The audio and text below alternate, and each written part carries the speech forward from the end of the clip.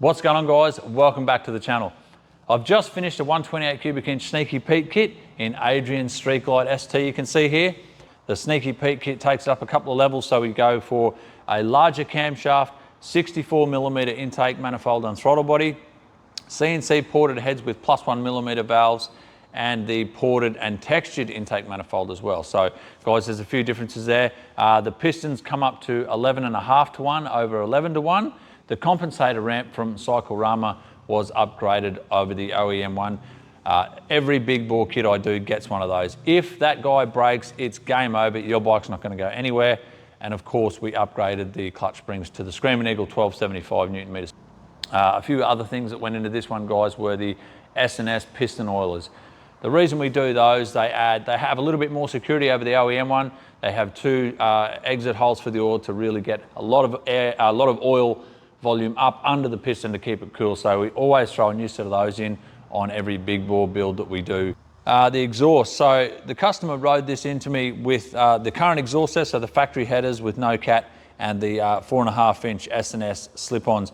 Now, while he didn't have the dB reducers in there, I went ahead and fitted some of those as well, just to help keep that torque nice and healthy off the bottom. Over 150 foot-pounds of torque, and the horsepower's up there as well. So stick around for the results at the end. But right now we're going to dive into the build. Going to be talking about some of the stuff as we go, just to try and mix it up a bit. So let's go.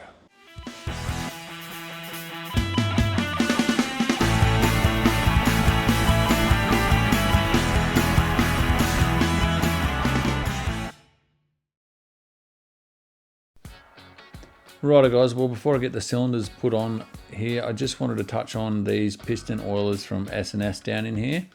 So they offer a little bit more security over the stock ones because they actually have a bit better design.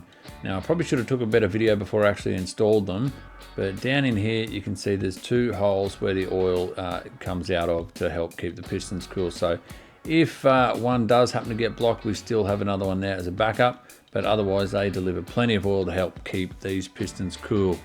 Now these particular ones here, these are our 11.5 to 1 CP Carrillo pistons for APE. Alright guys, so it's time to get the cylinders on. I'm just lubing up the skirts of the pistons, so I don't actually put any oil around the rings, just obviously inside the cylinder wall once it's all cleaned out, but just on the skirts of the piston. Obviously we just get our ring compressor in here. I want to show as much of this as possible just to show just what's going on and give you guys a bit more of a look.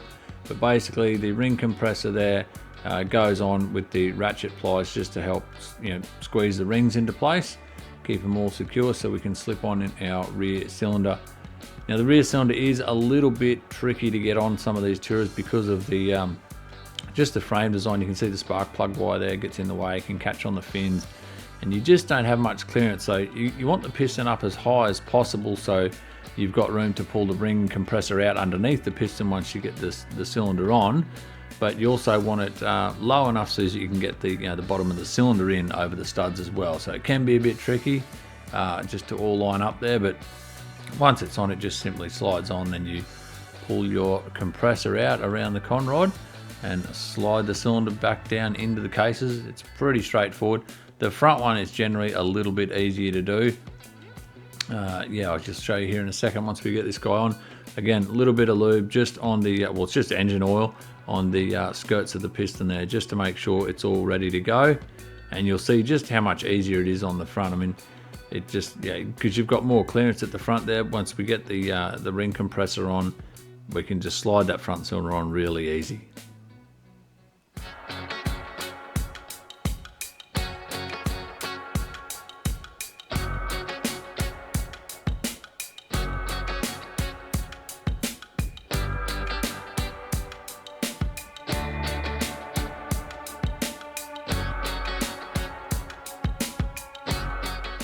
Alright guys, so this is all just in one take, as you can see. Got the compressor on, cylinders, we've got heaps of room, we just slide that guy down and we're in. You will see here, just rotate the wheel a little bit just to lift that piston up just enough just to get a bit of clearance, because you can see I just don't have enough clearance to get that compressor tool out of there. So I'm just going to push that back wheel around again, bike's in gear, just to get that cylinder and piston up. There we go. and that just gives me that bit of room just to pull that compressor out. And getting this guy down on, quite easy, just setting up. Want to be careful, don't want to smack it down on the cases, and also just lining up the cylinders to go inside the cases there can be, sometimes it's just a little bit tricky. The thing can just sit sideways a little bit, but that's it guys, simple as.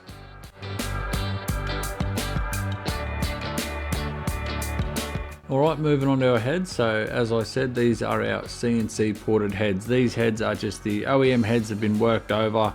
Obviously you can see new guides, you know, the CNC program's been ran through there, beautiful finish.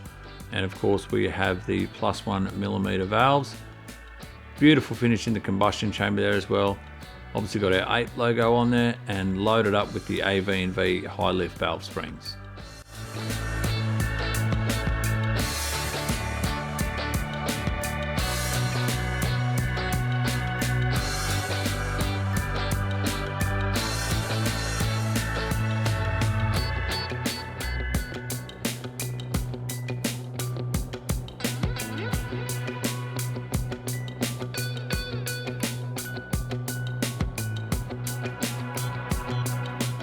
So just taking a look at our intake manifold, this is the 64mm Screaming Eagle one.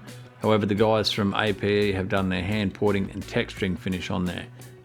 They have proven results of doing this texturing that does actually have an increase on the dyno, so we're going to be using it today along with our 64mm throttle body.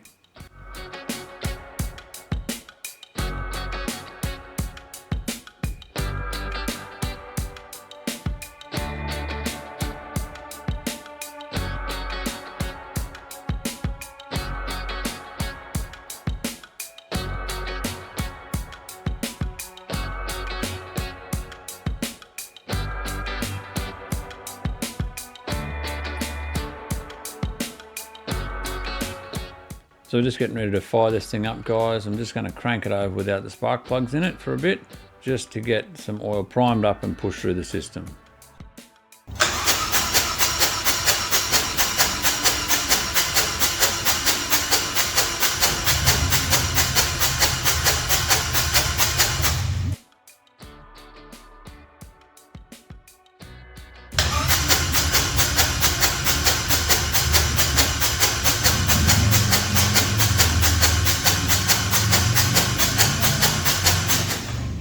Rightio guys, well it's time to fire this thing up. So I've got the spark plugs in, the caps are on. I'm going to walk around here and fire this thing up. Once we get it fired up, just a general look over it, make sure there's no oil leaks from anywhere, and we're obviously feeling for any exhaust leaks as well.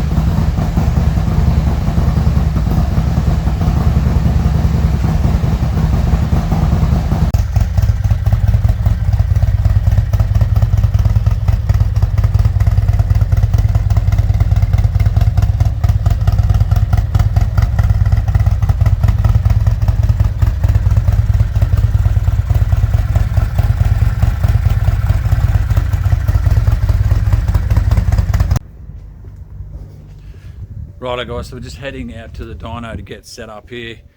Just want to remind new viewers, the question I get asked a lot is the run-in, let me just get a seat here, the run-in and warm-up cycle. So obviously we want to heat cycle the engine, we want everything to warm up, swell up to size, shrink back down. We want to do that a couple of times just to heat cycle the engine.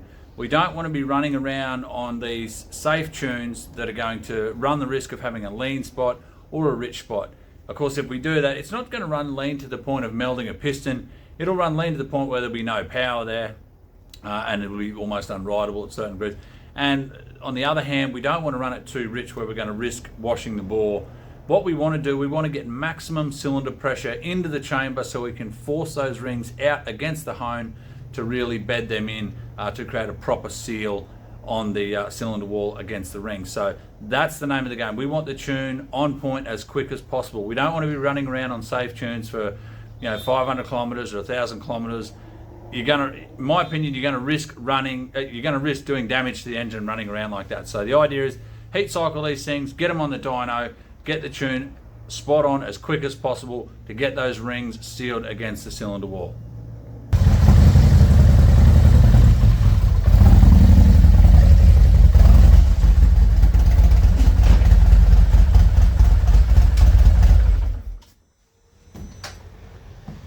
Let's hope the valve's not right where we need to strap it down like it almost always is. Oh, it's close, guys, it's close. It's like right there. I'm just going to go right above it.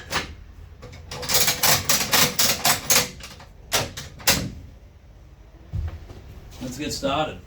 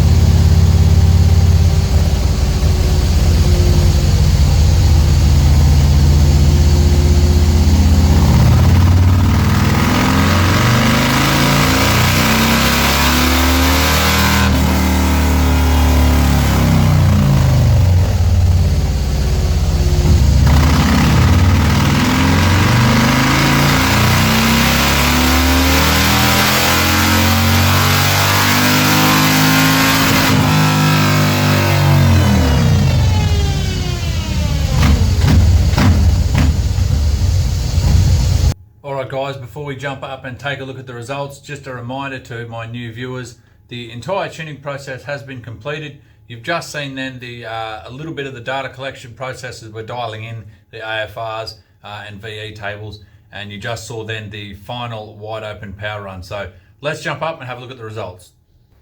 Well, there we are guys, have a look at that graph. Beautiful looking torque curve, 140 horsepower at the top there and 156 foot-pounds of torque. That's a great looking graph, nice and smooth, big usable amount of torque there. You can see 2250 RPM, we're 120 foot-pounds before we start creeping up really quickly to 140 foot-pounds at 3,000, 3,500, we're around 150 foot-pounds of torque there before peaking out at 4,000 thereabouts at 156 foot-pounds. Very smooth transition on the power curve.